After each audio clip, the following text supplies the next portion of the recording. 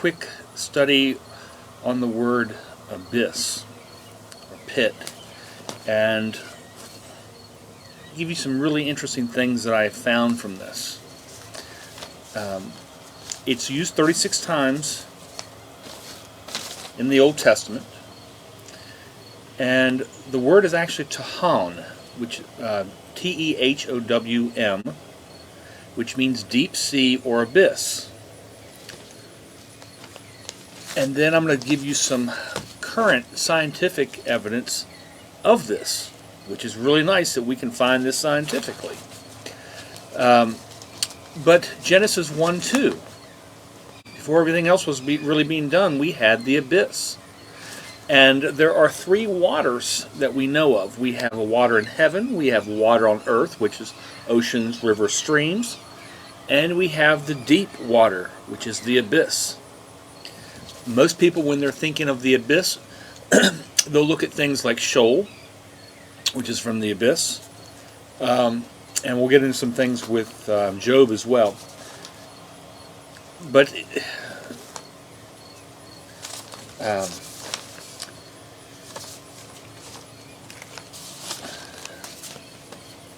one of the interesting things when you're doing the research on this is it's in the blessings.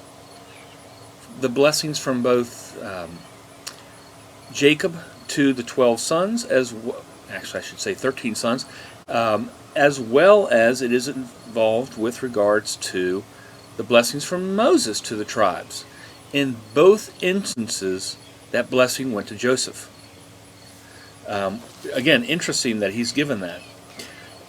Joseph was given the blessings of heaven, the abyss, breast, and the womb. Now, womb is an interesting thing because the word pulled up is masculine. It also has the ability to be either compassion or mercy. Breast is also masculine in usage. It's used 4 times. Those are in Isaiah 32:12, which is an identification of women. Ezekiel 16:7, where it's identified with Jerusalem, which I would suggest that's probably why it's masculine at that point in time, because it's a city being the breast. And then Joel 2:16 says children, but as I look at that from Joel 2:16, I start thinking about children in the faith. Just something to take from there.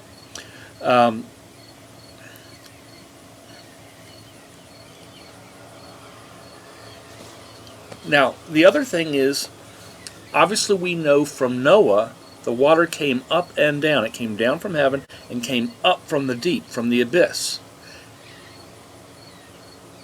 There is a water ocean in the Earth's crust. It's about 400 miles deep, and scientists know it's there, and it's magnesium silicate, which there is a scientific, or is a regular name for it, which is called ringwoodite.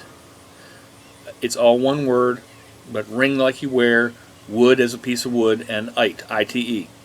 But you can look it up. They believe there's 3 times more water in the Earth's crust than there is in all the world's oceans combined.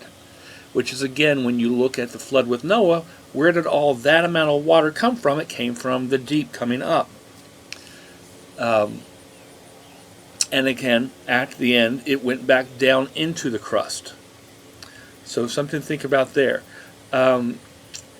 As they were going through the Red Sea, during the Exodus, it shows up on Exodus 15.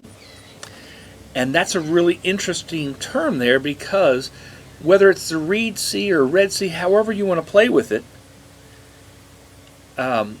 it doesn't have to be a deep area at all, because the water that killed the Pharaoh came from the deep. The Creator obviously split the water, but that's not what flooded and killed the Egyptians. The water there came from the deep. It welled up on the sides and came and crashed down on it. Again, he may not have even thought the water was that deep there. He probably thought, this is probably only 3 inches or a foot deep at the most. We can run through this, no big deal. But he didn't realize that the water was coming up. That's what got him. Now, here's a great one in Deuteronomy 8. Now, Deuteronomy 8, which is going to be 8:7, Israel is fed by springs from the abyss. Now, Israel, as we know, is a desert. And yet, obviously the springs have dried up now, but when we go home, it will not be dried up.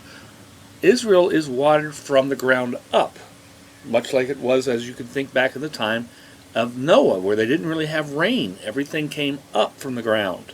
It will again. So an amazing thing. Again, that which was will be again. Now, one of the issues here when I was looking at Job, and in Job it's used twice. One, wisdom is not found in the abyss.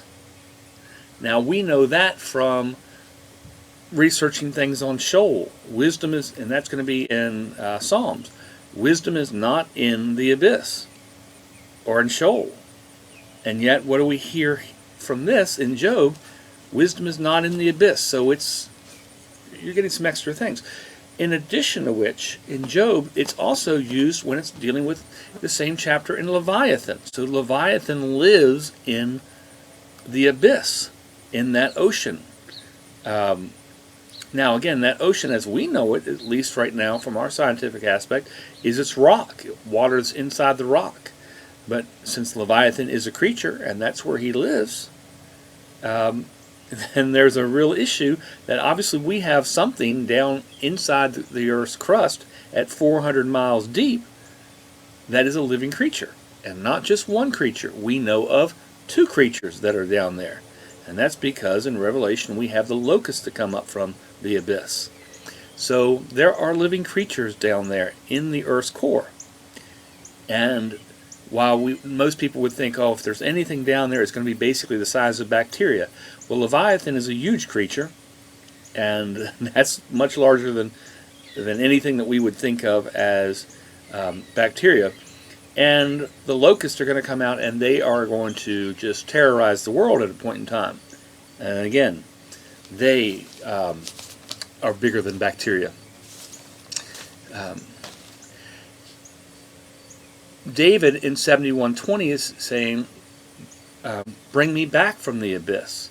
And in Psalms 33:6 he says, justice is like the abyss. There's justice in the abyss. And again, he also goes in chapter 78, which will be 78:15, that they were fed water from the abyss during the Exodus. Again, we're starting to really kick. Now, the other aspect in that verse, which I found really interesting, was 78:29. They ate until they were gorged during the Exodus. Now, we think about manna. Oh, wow, how, is that going to be rough to do? If we are gorged on it, it is telling us we are eating a tremendous amount. So,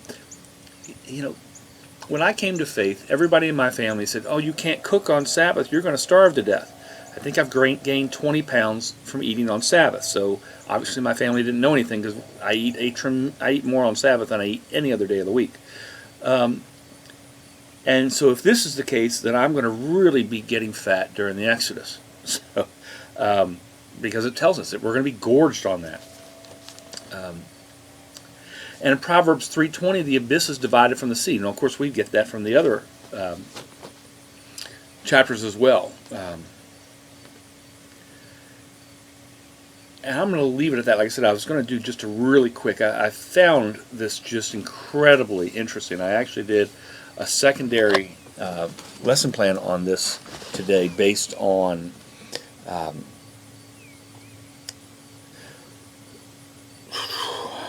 basically Deuteronomy, or sorry, not Deuteronomy, but Ezekiel 26 and Tyre being flooded with water, and that was interesting. I mean, that was amazing to me.